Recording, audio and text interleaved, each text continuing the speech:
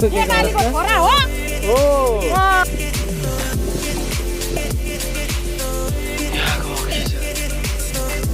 पछि मेरो गर्लफ्रेन्डलाई दिनको लागि मैले फुल कलेक्सन गर्दैछु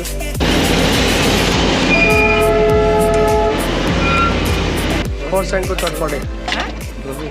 दोबी खोलामा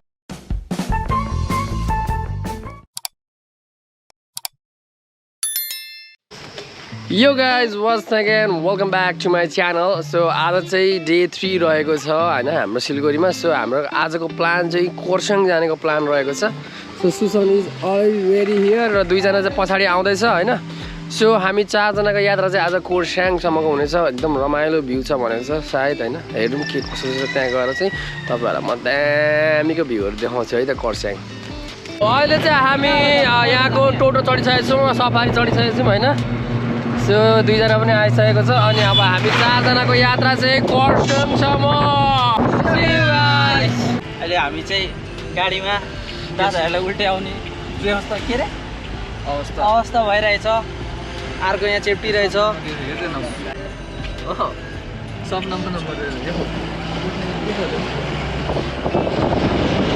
फाइनली अब चाहिँ कोर्सेङ आइपुगेको जस्तो अवस्था रहेछ होइन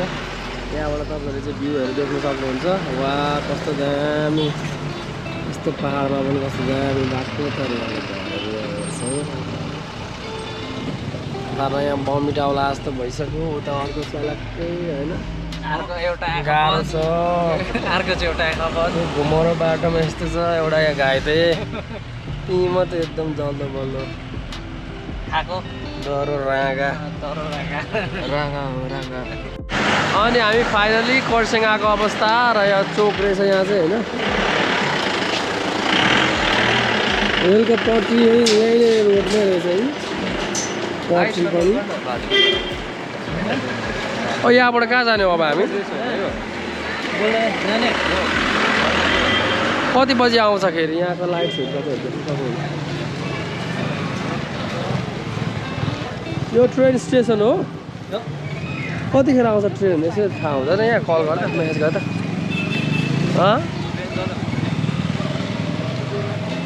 वा तपाईँले यहाँ भ्यूहरू देख्न सक्नुहुन्छ है वा कोर्सेङ अहिले चाहिँ हामी छौँ कोर्सेङको रेल स्टेसनमा र मलाई चाहिँ अलिकति स्थिति खराब छ टाउको दुखेर गाडीको ओह्रालो घुमाउनाले गर्दा बमिटाउला जस्तो भएको छ केही गर्नु मन छैन सुत्छु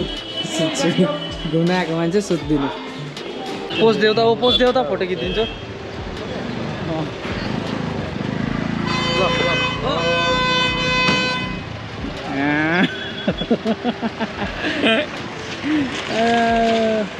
नर्मल बस न यति अबको हाम्रो यात्रा चाहिँ कहाँसम्म अरे गिद्धे भन्ने ठाउँमा त्यो ढुङ्गा भएको ठाउँमा हामी चाहिँ टाउको साह्रै दुखेर दुईजना चाहिँ टक्क अगाडिपट्टि बसिरहेछौँ हाम्रो ड्राइभर सिटमा यसरी छ स्टेरिङ चाहिँ टक्क यहाँबाट हामी जान्छौँ माथि भ्यू देखाइदिनु न भ्यू त अब देख्नै भएको छ नि वा रोड हेर्नु न रोड कोर्सेङको रोड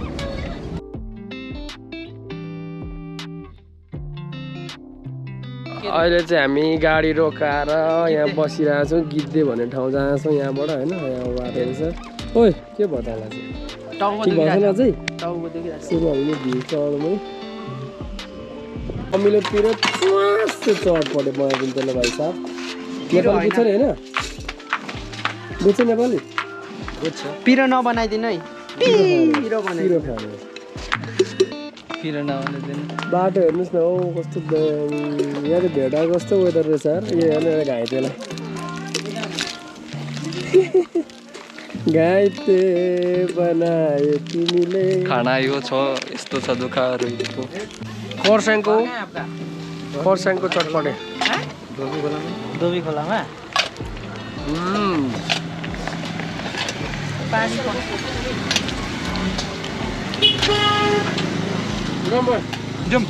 पर्छ न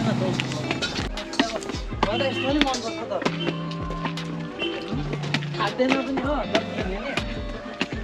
अब हल्का आरामको जरुरत छ मलाई ल्याङ नगर्नु है हो आइरहेछ नि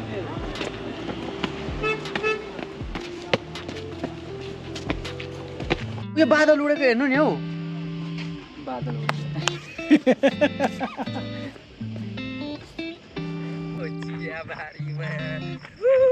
वेदर भनेको यस्तो हुनुपर्छ क्या साला चिसो चिसो के हो यार तलको त आमा माथि गएर आएको सिलगढी कुटेर भएर त यहाँ त कस्तो बल भयो अक्सिजन ल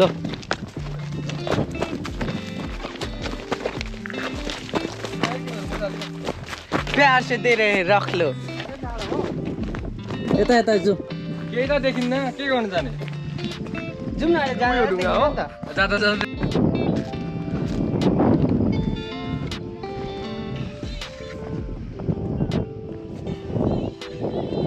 खै हौ अनि कस्तो लागिरहेछ अनि केटो तिमीलाई लामो जस्तो तल कस्तो लाग्दैछ छोटो जस्तो तिमीलाई कस्तो लाग्दैछ एकदम मजा भइरहेको छ मजा भइरहेछ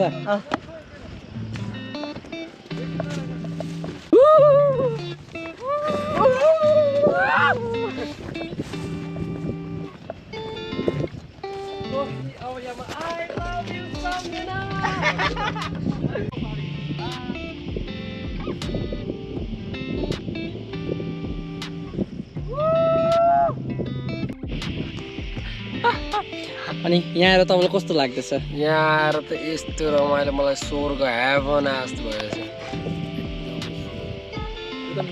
भएछ स्वर्गमा छु जस्तो फिल भइरहेछ यहाँको अक्सिजन म चाहिँ मेरो गर्लफ्रेन्डलाई दिनको लागि मैले फुल कलेक्सन गर्दैछु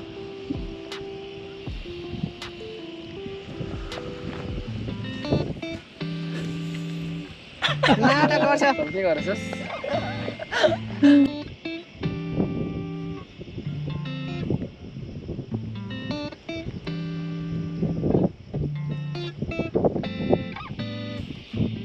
अहिले चाहिँ हामी यस्तो रमणीय मौसममा आएको छौँ होइन मेरो तर हल्का टाउको दुखेर आज मुड अलिक खराब भयो तर रमाइलो भइरहेछ बादल चिसो चिसो मौसम भइरहेछ गर्मी बादल वर्षा बिजुली चिसो चिसो चिसो माथि अब एउटा रिल्स बनाउँछ किन पो मिलेन मुटो ओह्रालो गर्नु पर्यो डोको छोरा हो हो एकछिन हात पाती ससुराली जाने हो चिची लु ससुराली जाने हो चिची मेम खाने हो टोकरी घोप्ट्यो अनि यता पड्काउने हो त्यसमा नर्मल सिनेमेटिक छ ल केटीको पार्ट होला यस्तो यसरी पक्रेर यता हेरेर स्माइल दिनु होला त्यति नै हो सिधै टाङ्गो नै हैन मेरो टोकरी घोप्टिन्छ 5 6 7 गो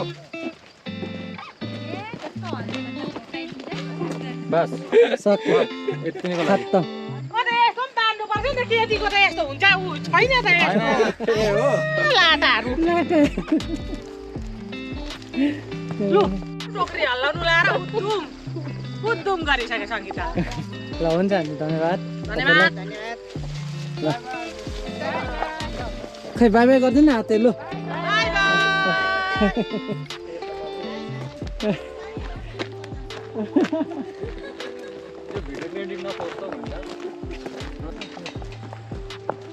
टिप्दै कति अनि के भयो ए लडेर चोट लाग्यो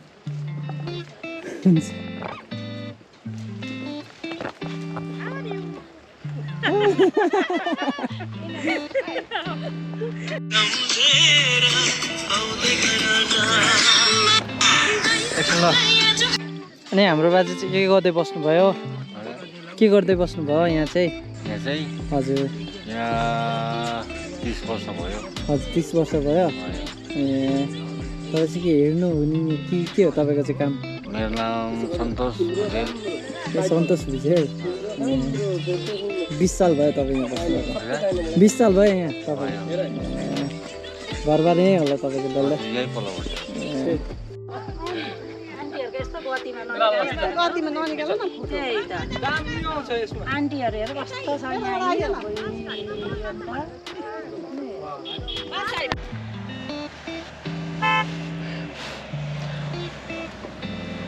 म त ब्याग त म समूह शाहरुख खानको जस्तो खिच्छु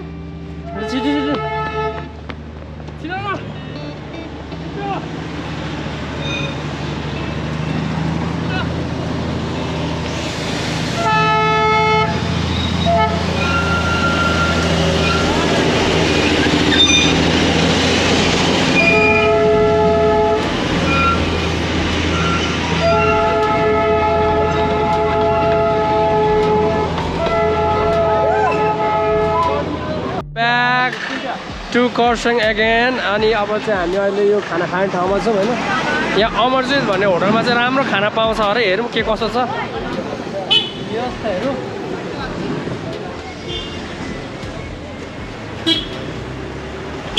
अमरजित यहाँ हामी चाहिँ माथितिर जाँदैछौँ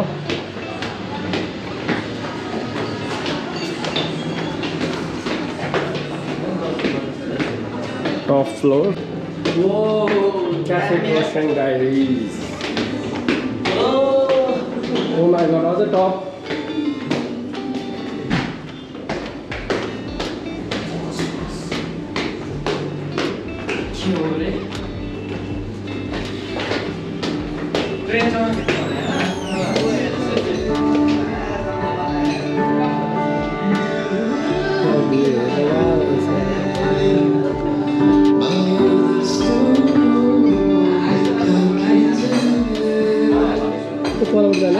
काम छ क्या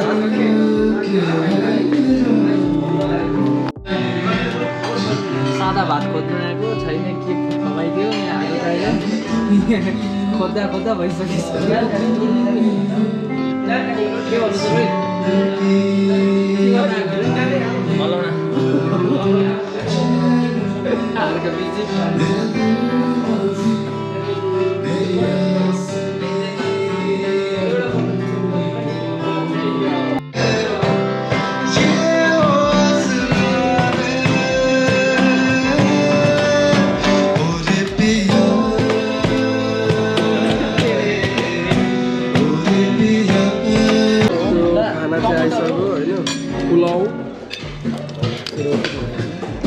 चिकन छ ए चिकन यहाँ हेर्नु सक्नुहुन्छ डल्ले टमाटर छ खाना चाहिँ मिठो मिठो रहेछ अति नमिठो खतरा तरिकाले खान्छ माछा भाइ यस्तो जान्छ छुटिहाल्ने online ऐसरी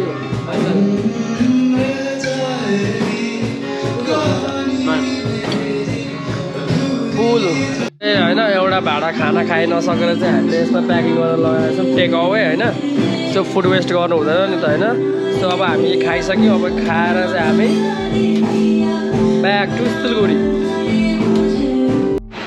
so finally I am back to our room होइन मेरो रुम ब्याक भयो थाकेर यस्तो फाँक भयो हल्का फुल्का सिटी सेन्टरमा सपिङ पनि गरियो र आजको हाम्रो ब्लग यहीँ समाप्त हुन्छ सायद हामी अब भोलि नेपाल जाँदैछौँ होइन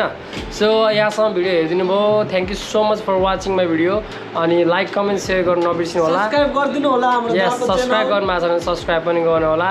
बारी पीडित के हो यस्तो यार ल अहिलेको लागि बाई अहिले चाहिँ हामी अब सिलगढी जङ्सनबाट चाहिँ नक्सलबारीसम्म जाँदैछौँ होइन ट्रेनको यात्रा यो फर्स्ट टाइम मलाई ट्रेन चढाएको यो ट्रेन जाने भन्दै थियो होइन फर्स्ट टाइम ट्रेन चढेर कस्तो लागिरहेको छ राम्रो लागिरहेको छ मजा आइरहेको छ मजा लागिरहेको छ अहिले चाहिँ हामी ट्रेनमा छौँ होइन